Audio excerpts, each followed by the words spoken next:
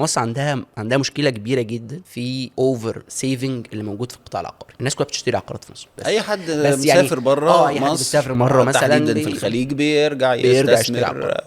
ومصر عندها مشكله كبيره، عندها اوفر برودكشن في الحته دي كبيره جدا. مصر يعني كان في تقديرات في 2016 اعتقد ان مصر عندها 13 مليون وحده عقاريه مغلقه. 13 مليون. الدولة من الفترة دي عارفة ده بشكل ما، يعني ده شيء، دي بيانات الدولة اللي بتطلعها الجهاز المركزي بتاع العام والإحصاء اللي بيطلعها. ومع ذلك احنا مكملين في الطريق بتاع إنتاج العقارات، وإنه العقار مهم والناس كلها بتشتري عقارات. في حين دي بلد معدل الادخار فيها لا يكفي لمعدل الاستثمار. احنا عندنا معدل الادخار واحد من الأدنى في المنطقة. معدل الادخار القومي في مصر اعتقد دلوقتي 16%، وانت محتاج يكون معدل الادخار 25 عشان تقدر تحقق من 6 ل 7% نمو في السنه. انت عندك فجوه في الادخار كبيره جدا. الادخار هنا مقصود بادخار الدوله نفسها ولا لا ادخار الجميع؟ لا ادخار الجميع، المواطن، ادخار القطاع العائلي، ادخار المجتمع؟ القطاع الخاص، ادخار القطاع العام، ادخار الدوله الحكومه نفسها. معدل الادخار المتدني ده تمام بيقول لك انه في موارد قليله، وانك محتاج تستخدم هذه الموارد القليله باكفأ طريقه ممكنه وتوجهها لاكثر قطاع ينتج ادد فاليو للاقتصاد،